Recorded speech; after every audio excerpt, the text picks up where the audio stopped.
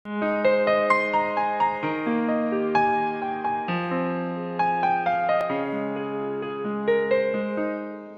தி Lord. இந்த ஆசீர்வாதமான அதிகாலை நேரத்துக்காக ஆண்டவருக்கு நன்றி சொல்லுகிறேன். கிருபையுள்ள தேவனுடைய தயவு நம்ம ஒவ்வொருவரையும் ஆட்கொண்டு அற்புதமான காரியங்களை நமக்கு அனுதினம் செய்து நம்மை வழிநடத்தி வருகிறது. இந்த வேளையில் நாம் தியானிக்கும்படியாக 1 சாமுவேலின் புத்தகம் 17வது அதிகாரம் 35வது வசனம். நான் அதை தொடர்ந்து போய் அதை அடித்து அதை அதன் வாய்க்கு தப்புவித்தேன்.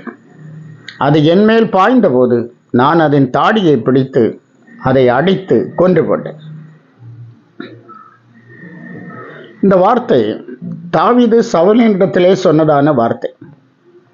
பெலிஸ்தனாகிய கோலியாத் தினம் தினம் தேவனுடைய சேனைக்கு முன்பாக வந்து நின்று ஜீவனுள்ள தேவனை நிந்திப்பான், அவருடைய ஜனங்களை நிந்திப்பான், இஸ்ரவேலரை நிந்திப்பான். சவுலும் அவன் சேனையும் இதை கேட்டு பயந்து ஒடுங்கி கொண்டிருந்தார்கள். அப்போதான் தாவீது அங்கு வர நேர்ந்தது. தாவீதுக்கு அதை கேட்டவுடனே இந்த பெலிஸ்தனை நான் கொண்டு போட வேண்டும் என்கிறதான ஒரு ஒரு ஒரு ஒரு வைராக்கியம், ஒரு அபிஷேகம் அவனுக்குள்ள இறங்கினது. அதற்காக என்ன செய்ய வேண்டும் என்று தேடி அலைந்து எப்படியும் சவுலை கண்டுபிடிக்கிறான், ராஜாவை. சவுல் சொல்கிறான், சின்ன பையன், நீ சின்ன பையன். அவன் அப்படி அல்ல, சிறு பருவம் முதலில் யுத்தத்தில் பழகினவன் என்று. அவன் பெரிய ராட்சசன். ஆனால் தாவீது சொல்லுகிறான், நான் ஆடு மேய்த்து கொண்டிருந்த போது ஒரு முறை ஒரு சிங்கமும் ஒரு கரடியும் என் ஆடுகளை சேதப்படுத்த வந்தது. நான் அதை தொடர்ந்து போய் அதை அடித்து அதன் வாய்க்கு தப்புவித்தேன். அது என்மேல் பாய்ந்த போது நான் அதன் தாடியை பிடித்து அதை அடித்து கொண்டு போட்டேன் என்று சொன்னான். அப்போ தாவீதுக்கு சில பாஸ்ட் எக்ஸ்பீரியன்ஸ் இருந்தது.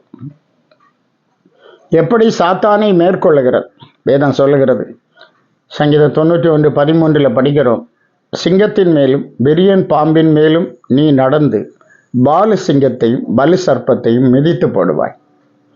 இந்த அருமையான காலை நேரத்திலும் கூட நாம் ஆண்டவரிடத்திலிருந்து இந்த புதிய வல்லமைகளை பெற்றுக்கொள்ள வேண்டும். பால சிங்கத்தையும் வலு சர்ப்பத்தையும் மிதிக்கக்கூடியதான தெய்வீக வல்லமை, தெய்வீக அபிஷேகத்தோடு தேவ பிள்ளைகளாகிய நாம் செயல்படுவோம். சத்துரு எந்த வடிவத்தில் வந்தாலும் அவனை ஜெயிக்கக்கூடிய ஒரு அபிஷேகத்தின் நிறைவு அருமையான கர்த்தருடைய பிள்ளைகளாகிய நாம் ஒவ்வொருவரிடத்திலும் எப்போதும் காணப்படட்டும். இன்னும் கூட உலகத்தில் நாம் பார்க்கும்போது நீதிமொழிகள் 30ஆம் அதிகாரம் 14ஆம் வசனம் சொல்லுகிறது, தேசத்தில் சிறுமையானவர்களையும் மனுஷரில் எளிமையானவர்களையும் பட்சிப்பதற்கு கற்கங்களை ஒத்த பற்கள், கத்திகளை ஒத்த கடைவாய் பற்களையும் உடைய சந்ததியாரும் உண்டு. நாம் வாழுகிற இந்த உலகத்தில் ஒரு குறிப்பிட்ட சந்ததியார் இருக்கிறார்கள். அவர்கள் தேசத்தில் சிறுமையானவர்களை பட்சித்து விடுவார்கள், மனுஷரில் எளிமையானவர்களை பட்சித்து விடுவார்கள்.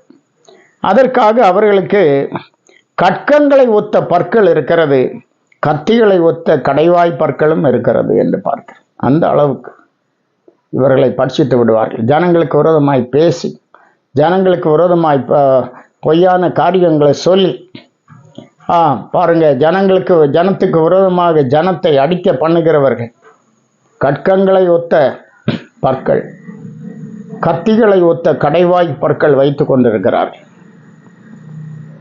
மனுஷர் நமக்கு விரோதமாய் எழும்பின போது கர்த்தர் நமது பட்சத்தில் இராவிட்டால், கர்த்தர் தாமே நமது பட்சத்தில் இராவிட்டால் நம்மை உயிரோடு விழுங்கி இருப்பார்கள். எத்தனை சூழ்நிலைகளை கடந்து வந்திருக்கிறீர்கள். கிருபையாய் கர்த்தரை பற்றி கொள்வோம். கர்த்தர் நம்மை ஆசீர்வாதமான பாதையிலே வழி நடத்துவாரார். ஜெபிப்போம். வானத்துக்கும் பூமிக்கு ஆண்டவராய் இருக்கிற எங்கள் நல்ல கர்த்தாவே, நாங்கள் துதிக்கிறோம். ஆசீர்வாதமான இந்த நல்ல வேலைக்காக நன்றி சொல்கிறோம். உடைய பிள்ளைகள் ஒவ்வொருவரையும் கர்த்தர் பலப்படுத்தும். மனுஷருடைய கர்த்தாவே ஸ்தோத்திரம். நாவின் சவுக்குக்கு கர்த்தர் இவர்களை விலக்கி பாதுகாத்துக்கொள், வழி நடத்தும். பொல்லாங்கன் மேல் ஜெயத்தார் ஆசீர்வதியும். இயேசு மூலம் கேட்கிறோம் பிதாவே. ஆமென். ஆமென். God bless you.